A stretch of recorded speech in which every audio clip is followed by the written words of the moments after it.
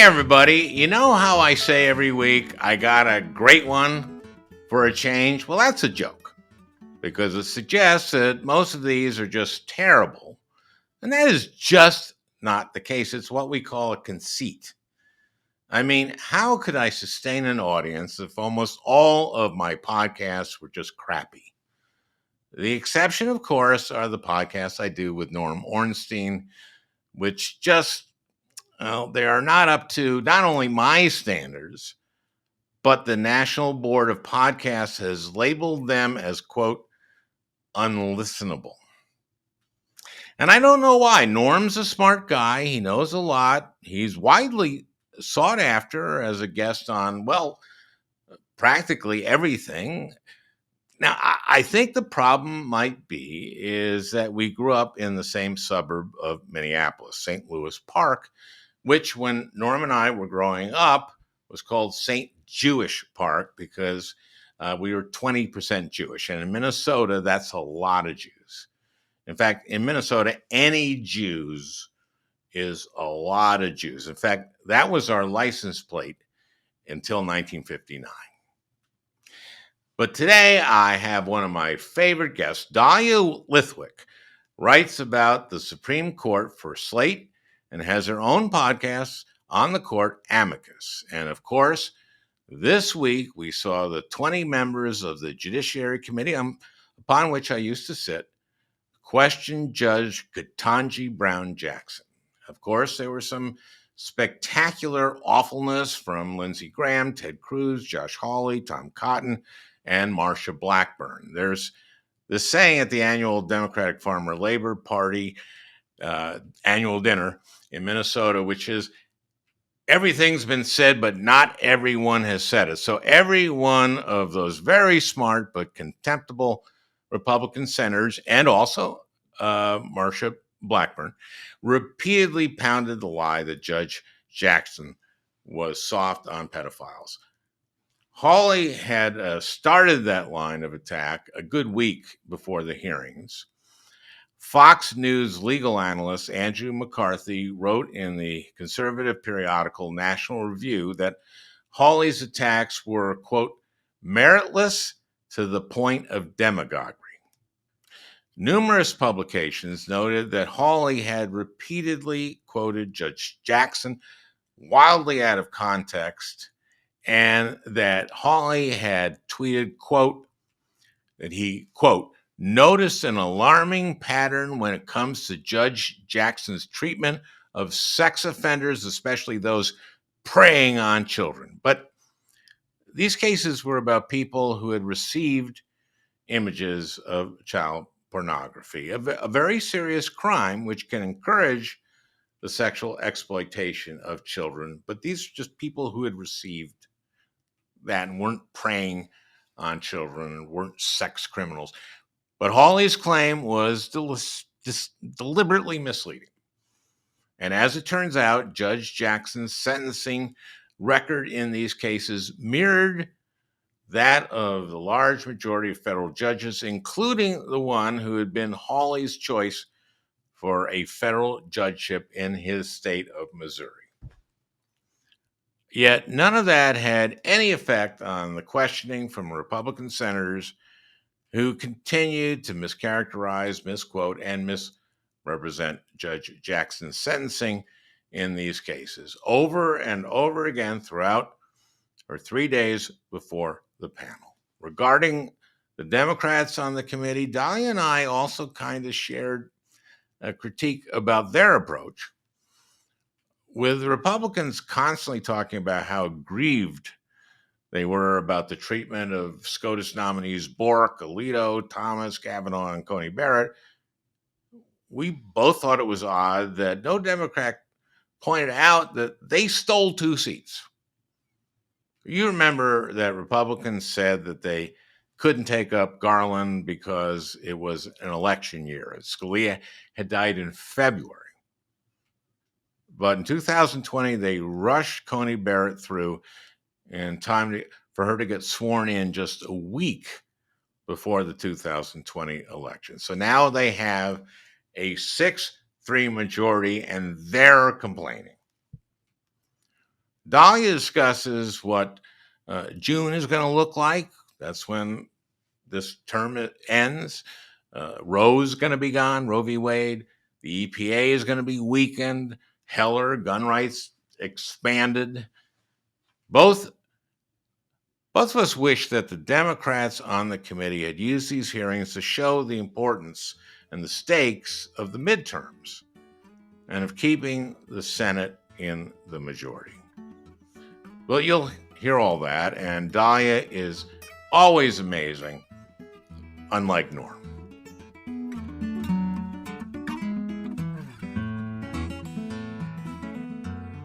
Hey, Dahlia. Hi, Al. It's been a while. Was the last one we did with Sarah Stace about after the Texas SB 8? Yes, it was. Stuff? Oh, that was so depressing. I just so enjoy these things with you, except that one. Oh, it was great, but it was so depressing. So this is going to be this is so much more fun. So let me pinpoint this in time. Okay. Because we're recording this on Tuesday afternoon, late afternoon. You and I have both been watching the hearings thus far, and I think they're at Blumenthal now. So we haven't been. We haven't gotten to Hawley yet today, which will be very interesting. And Cruz was a little while ago, and that was exciting, right? That was, I thought Lindsey Graham was like peak unbelievable, but then when Ted Cruz had the frolicking diaper baby illustration behind his head with the anti-racist diaper babies, and I was just couldn't, who in his world said a good picture to put behind your head when you're acting like an adult frolicking diaper baby is a bunch of anti-racists? It was a strange video choice. Well, there's something off about Ted. There just is, right? And that's great for me because he's in my act a lot, and and so there's lots of Ted stories. There's a Ted Cruz section of my show. Okay, but God, he was obnoxious, and of course he lied about critical race theory, as they all do. But that's what they do, right? But man, was he obnoxious. Lindsey, though, woo. The first day, the whole thing about he was so resentful that he didn't get to choose the Supreme Court nominee. She would have had 60 votes, J. Michelle Childs. He's telling us that now as a matter of counterfactual, unprovable truth, that he could have gotten her 10 votes. Yeah, it's the most petulant. It was really, first of all, there was that, and then there was the strange, and I know we're going to talk about the weird child predator, like who's in on child predator, QAnon, and who isn't. But he wasn't willing to be in it, but he was willing to conscript Josh Hawley to do it. Like he was like, I'm not going to ask you questions about whether you're soft on child sex offenders, but I am going to approve of Josh Hawley doing so. And it was just so dumb. What was interesting about Hawley was, of course, Hawley is usually just so also over the top, but he was really muted yesterday. But that's because, and I didn't realize it until afterwards, which is he had been kind of outed as very, very, very, very egregiously publishing misleading stuff about her out of context.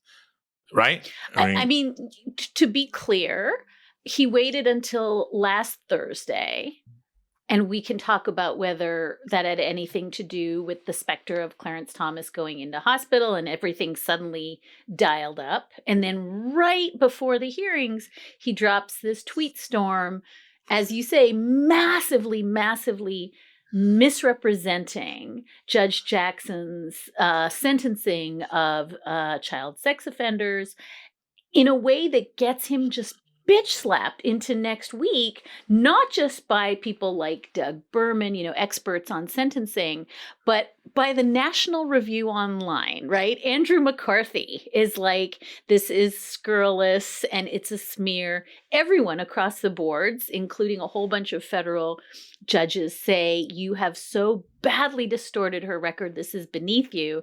And then he kind of has to walk into the hearings and defend himself. And the fact that he went forward with it and that Marsha Blackburn doubled down on it, like, does she not read the National Review Online? I don't know. I don't think she's very smart. That would certainly explain the transgender athletes and critical race. Like, she was just doing the dartboard. Should I Hate by Marsha Blackburn. I mean, all of the critical race theory, the books we teach our children, teachers taking away parental prerogatives, her entire hit list had nothing to do with anything that is ever going to come before Ketanji Brown Jackson when she's a justice. And it was such a weird, I mean, one thing I did want to ask you is, once it became clear that even Fox News, even the National Review Online were just roundly spanking Josh Hawley for distorting her sentencing record for child sex offenders. By the way, the sex offenders meaning people possessed. Right. These are this is non-production offenses. Right, and, you know, basically non-production of child pornography. Exactly. People who just received it. What Judge Jackson has been referencing as the lookers. They're the people who look. Right. And the sentencing guidelines are wildly off, and judges have been historically very, very inclined to deviate down. And usually the prosecutors ask for downward departure. So nothing that Hawley seized upon was legitimate. But I guess I was super interested in, who are they pitching to once they've already been renounced by Fox and by the National Review? And I guess we should stop and say this is when Josh you say Hawley. By Fox, was it just somebody on Fox? Yeah, it wasn't a host. No. I think it was just somebody, and it might have been Andrew McCarthy again who wrote the NRO piece, but it was certainly enough that, you know, serious conservative. It wasn't Sean Hannity going like, I'm offended. Or Tucker Carlson being like, you know, this is a short line to Pizzagate, right? Like, once you start saying that Democrats are all child pedophilia sex offenders. But Tucker said, what's really going on here? And then he tells you what isn't going on. But here, okay, really, I do have a question. Here's a question. Let's say that the people who were willing to set aside the results of the 2020 election, so who's that on the Judiciary Committee? That's Ted Cruz, Josh Hawley, John Kennedy? Are they the three who were willing to set the thing aside? Just them. Kennedy. So not Grassley? No, I guess not Grassley. Not Cornyn.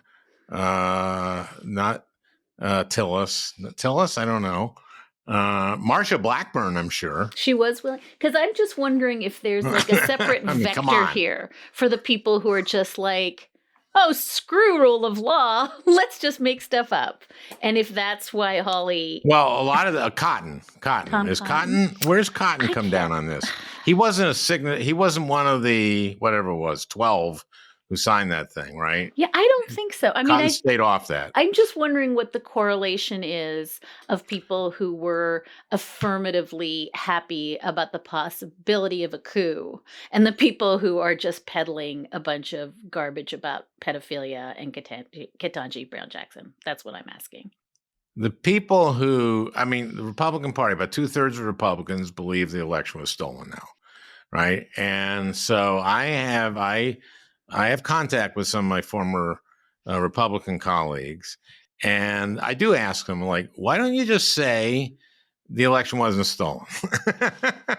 And then there's a long back and forth in which they just kind of, do that kind of thing.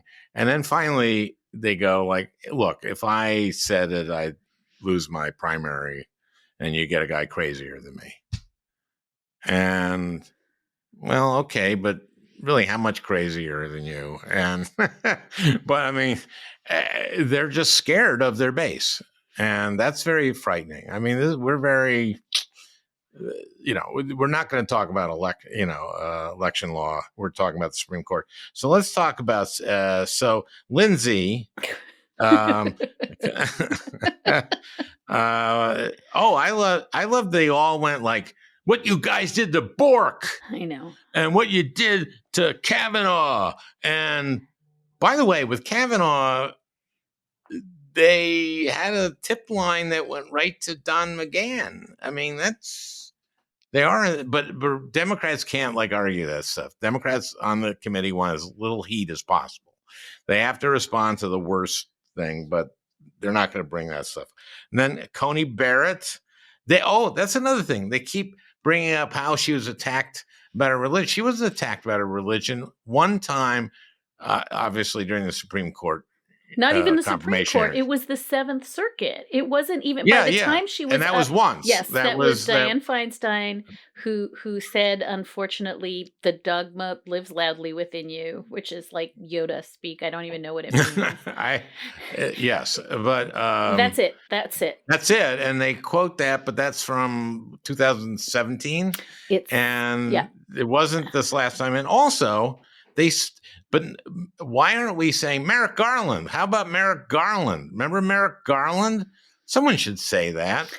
Have we said that? Has anyone said that? Durbin has said it. And certainly Senator Leahy has been quick to say, actually, the only person who's packed the court is Mitch McConnell. But I think that there's been a decision. I mean, you're so right. This is like weird Back to the Future.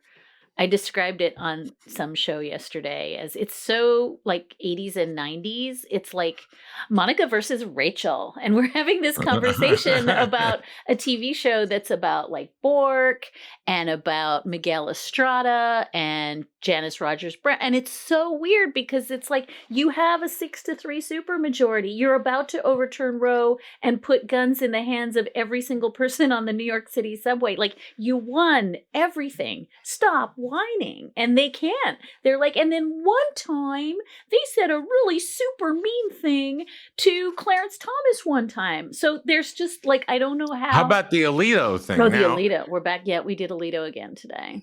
Now, Alito, okay, this is my recollection of this, which is that Alito, when he applied to the Reagan administration, put as the only organization they belonged to was the Concerned Alumni of Princeton. Yeah.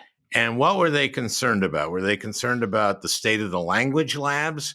No. They were concerned about, Black and Hispanic and women coming to Princeton.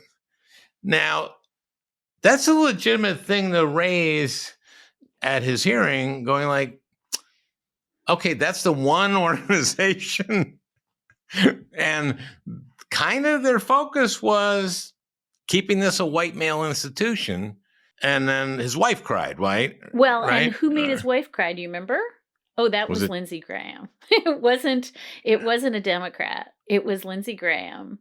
And it got spun into this. The Dems were so racist about Alito being racist that his wife fled the chamber in tears. By the way, Lindsey Graham kind of fled the chamber in tears after the Guantanamo thing today. But okay, it was Lindsey Graham who asked the question. It wasn't a Democrat. But then that's right. He just kind of stormed off, right? Yeah.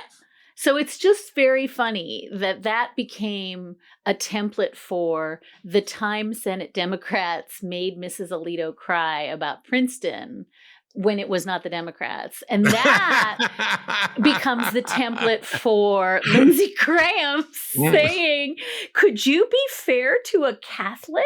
Because now you can just say any old crazy thing and it's payback for imaginary sins of the past. It was quite a weird day. And by the way, after the break today, because both Graham and John Cornyn seized on this. You called the president a war criminal. You called Donald Rumsfeld a war criminal. And it turned out, ouch, that this was just in a habeas brief that she had submitted, where she basically said, because you all tortured all these Gitmo detainees, like you tortured the hell out of them, those are war crimes. And they turned that into, how dare you call Donald Rumsfeld a war criminal.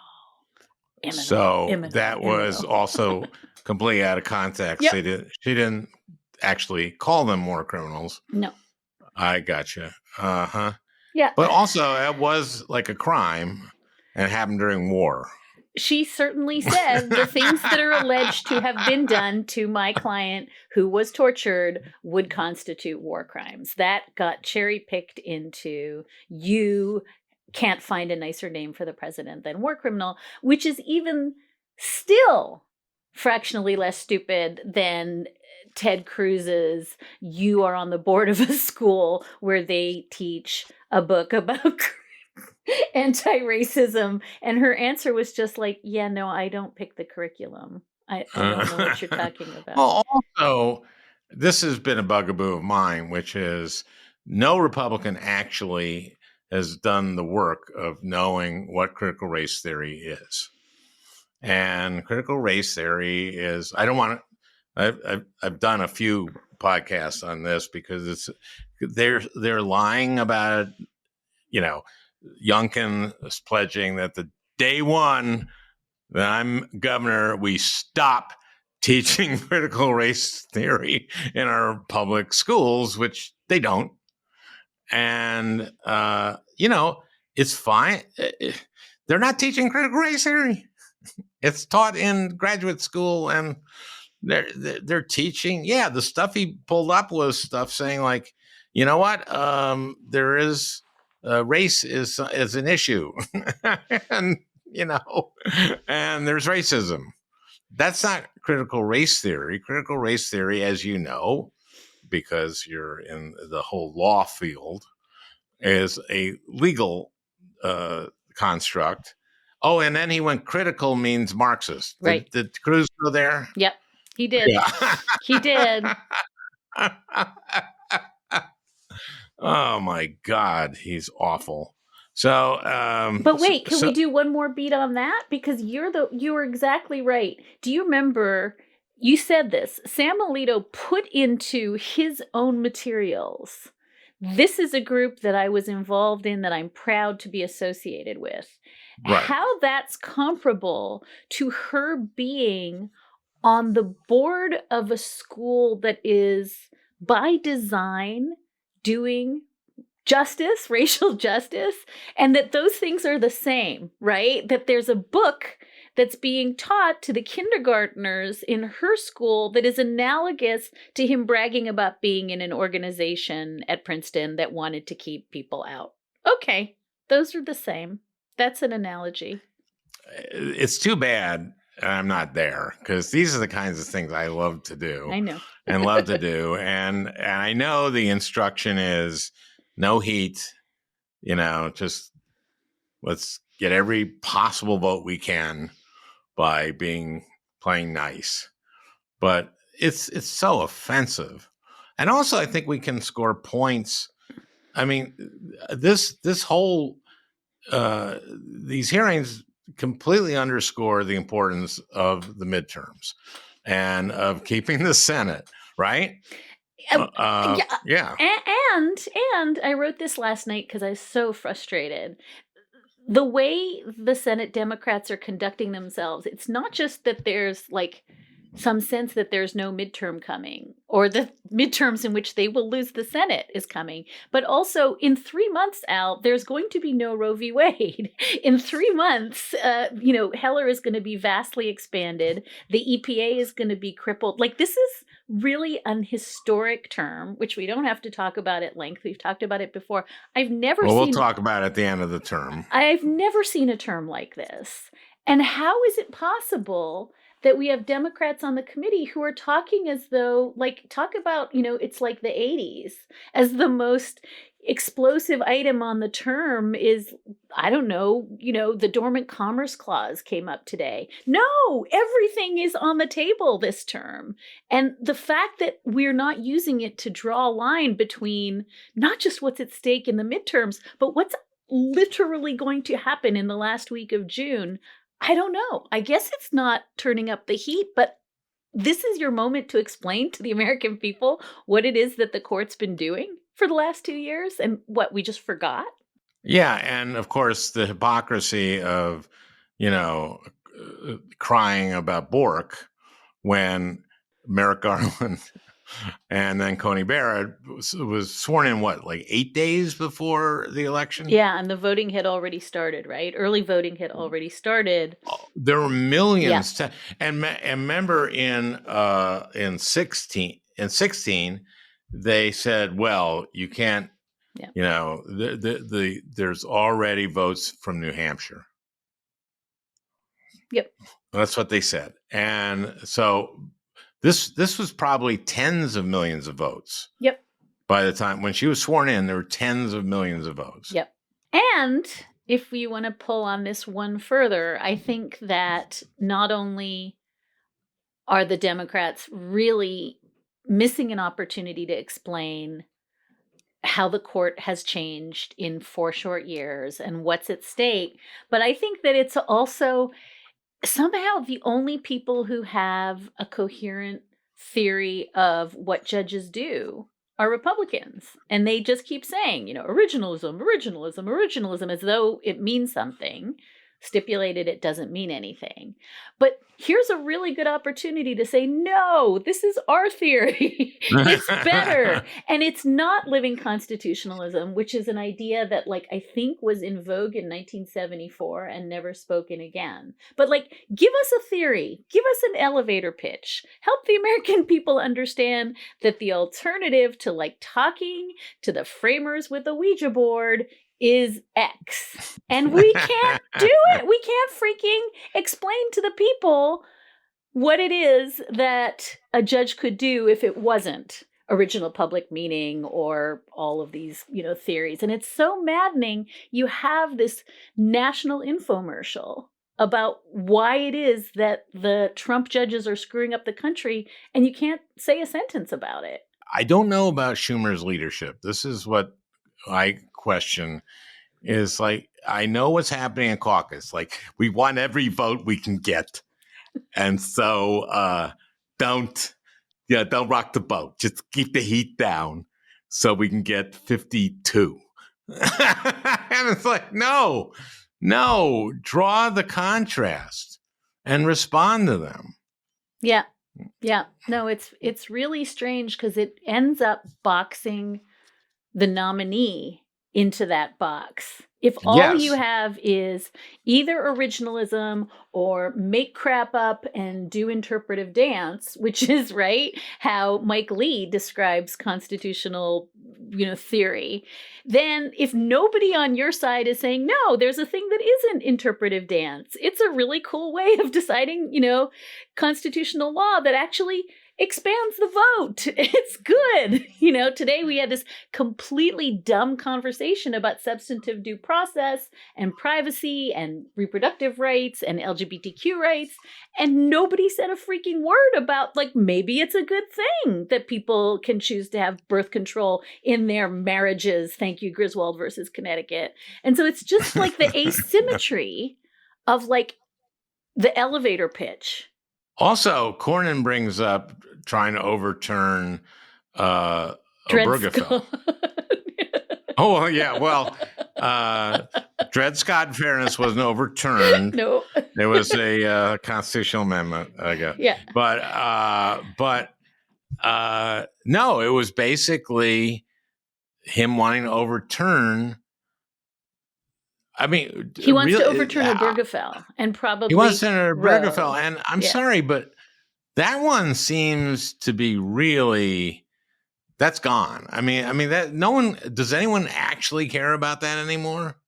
Well, I mean, I think, look, Other than Cornyn? Marsha Blackburn tweeted or said, or I don't know what she did, some creepy thing about how the people of Tennessee are very confused about Griswold. It's a confusing holding, and we should really probe this question of birth control.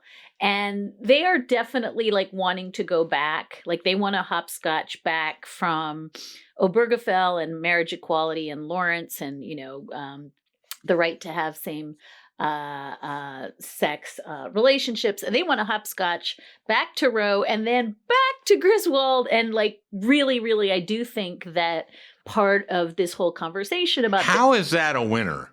How is birth control a winner for anyone now? What percentage of women use birth control? What percentage of even Catholic women use birth control? I mean, it's crazy. Probably Catholic women higher.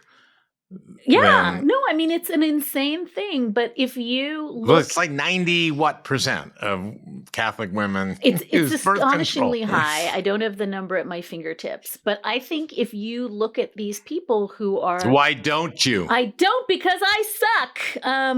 If you look at these. It's a 15-week abortion ban. Now it's a 6-week ban. Now it's right when there's a heartbeat. I mean, you are looking at pushing this back into, getting rid of in vitro, getting rid of surrogacy. These folks, the life begins, even when you sit down on the bar stool next to the guy and he buys you a drink, that's when life begins. Tony Barrett belonged to a group that took out an anti-abortion ad in the South Bend paper, but that group was against in vitro fertilization.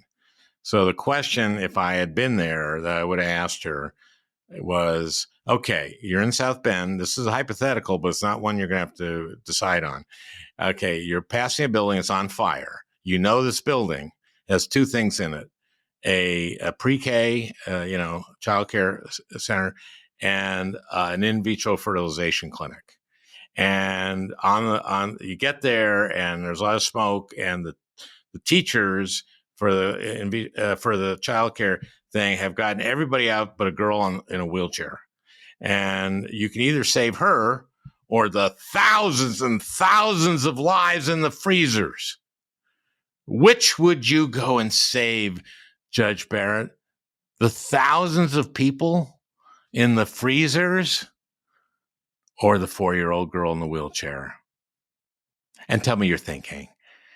But Al, if you think about even SB 8 in Texas, which we talked about, that's trying to do the same thing, which is say this carefully calibrated balance that we've had through Roe, through Casey, the mother's interest and the fetus's interest is done. There's no mother's interest anymore, right? When you hear Amy Coney Barrett say, oh, we don't need to have any abortions because mommy can drop the baby off at the fire station. There's no burden on her. That's essentially the same question. The interest of the fully realized living human mother is now gone. I mean, it's over. And it's not a balancing. It's not a calibrating. It's right? These laws are insane that are being passed, including, we're going to start to criminalize miscarriages, and we're going to criminalize getting abortion drugs, from a different state. We are in that world, that hypo that you just posited, we're there. And the life of the living, breathing adult human is less of a priority than the fertilized egg. And now we're just going to watch that play out. And that's the answer to why we're talking about Griswold, right? That was a completely inoffensive right for married couples in Connecticut to use birth control.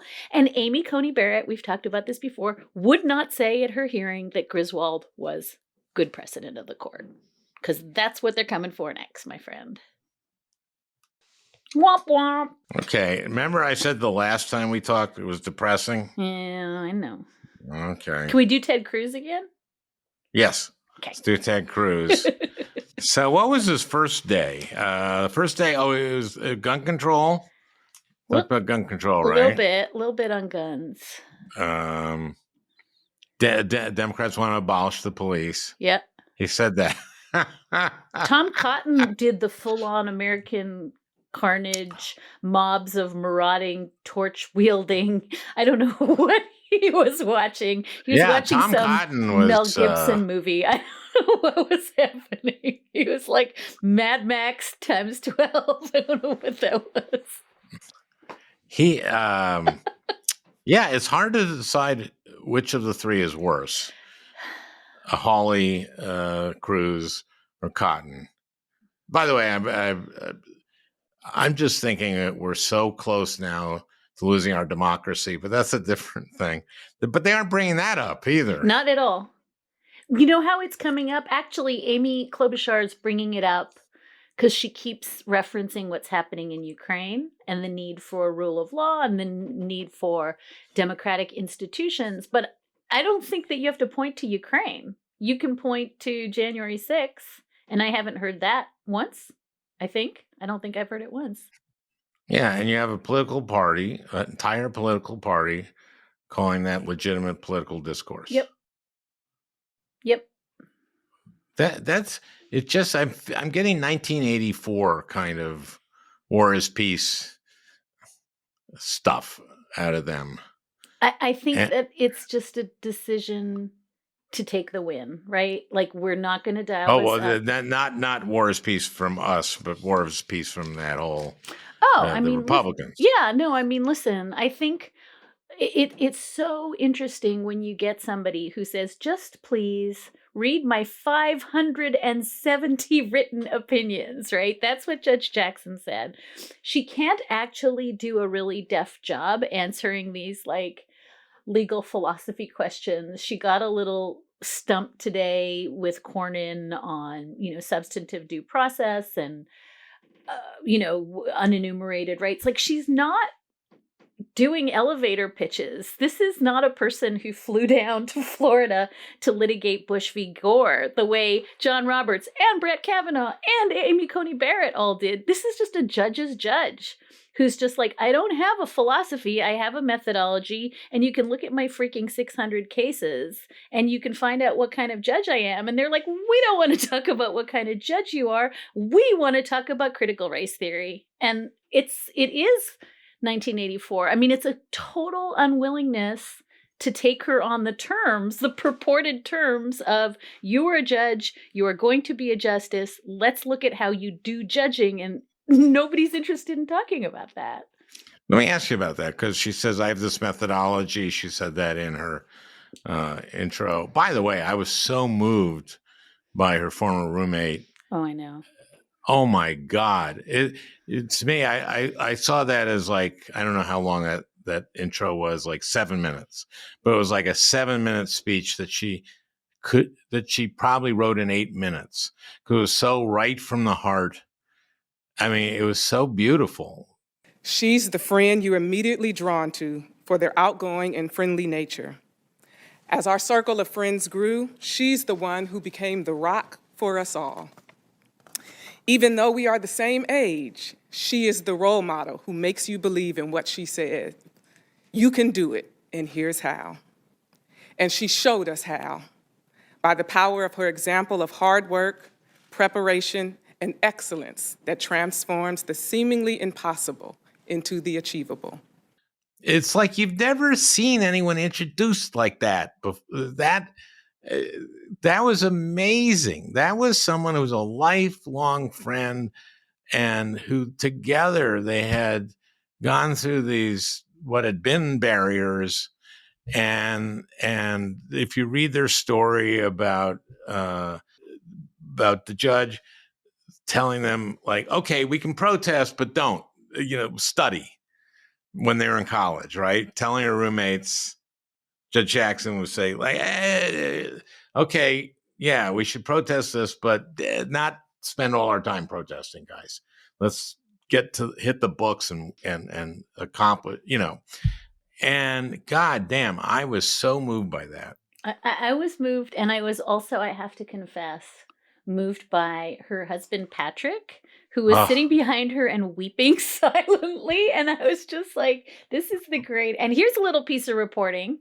His socks. Did you see his socks? He was wearing George Washington socks yesterday, Ben Franklin socks today. man is a legend, but just the weeping quietly as she was thanking the family. This is whatever else you may think. Oh, how about her parents? Oh my God, her parents. I know. And I love Tucker Carlson asking, demanding that we see her LSATs. But now, Tucker has not produced his SATs yet. And I'm just asking questions here. But is he not releasing his SATs because they're so low? I'm just asking a question here. Did he get like a 320 on his verbal and a 410 on his math? I mean, that's probably why he's not releasing them. You know that expression, the whole purpose of racism is to keep you from doing your work. I think there's something really fantastically interesting about what you just said, which is this is a person, now we're talking about Judge Jackson, not Tucker Carlson, who just put her head down and did the work. Like did the work through high school, did the work through college, did the work through law school, through 8 years on the bench, through 1 year on the federal appeals court. She's just like, every time they say to her, Ben Sass today, but what's your lofty philosophy? Like, is it more Larry Tribe and she's just like, dude, all I do is judge. I'm just doing this work. And it's so strange that that's the thing you have to do to get a seat at the table. And then you're sitting at the table and they're like, that's not enough either. All that work you did, all that work, those briefs you wrote, by the way, some of them were for Cato. This is not an ideologue. This is a person who just was a really diligent lawyer and judge. And then to hear just Ted Cruz being like, but critical race theory. And she's like, I don't know what you're talking about right now. It has nothing to do with the work I do. It's just so doubly depressing, this is just a person who's worked her ass off and done a great job. And that's not when she says she has a methodology. Yes. And not a philosophy overall. Yeah. Are they going like, ooh. Yeah. Oh, you got to have a philosophy that we can tear apart. And the more she says she doesn't have one, the more they just the incredulity that a person who, as she keeps saying, I mean, she's so persuasive on this. She's like, I was a district court judge. A philosophy, a constitutional philosophy is a luxury that is afforded to con law professors and Supreme Court justices. You don't get to have a constitutional philosophy when you're just, applying the Administrative Procedures Act. That's what she does. And so there's this weird way in which she actually doesn't have a philosophy because she's too busy working. And all these clowns who are like, but originalism, who've never actually done any work. Anyway, I'll stop shouting now. It's very frustrating. I'll keep shouting. Okay. I also think I did those hearings. I did three Supreme Court hearings. And I'm always fascinated with the different tack that people take. And every once in a while, there are certain ones where I'm going oh no, he's trying to show everything he knows. And that feels a little sassy. And, and then, the first time John Kennedy came, I heard him question. I went up to him, I said, did you ever see Unfrozen Caveman Lawyer? What was the answer? He hadn't. No. But that's all I could think of when I saw him, which is I'll bet you a lot of people who are watching this or listening to it know Unfrozen Caveman Lawyer, which was Phil Hartman, was a caveman who was frozen. And now he's a trial lawyer. And he just plays that. I'm just an unfrozen caveman lawyer. And I don't know much about the jet airplanes, but I do know this. And then he was a killer in the court. And so I went, okay, Unfrozen Caveman. Then I'd explain it to him. And then I'd say how you're like Unfrozen Caveman Lawyer. I'm just a country, and he went to Oxford in Virginia. Boy, he's been a little bit racist in a lot of things he's done. His J. Crew catalog. He needs a better joke. He needs to stop likening everything to reading a J. Crew catalog, I think.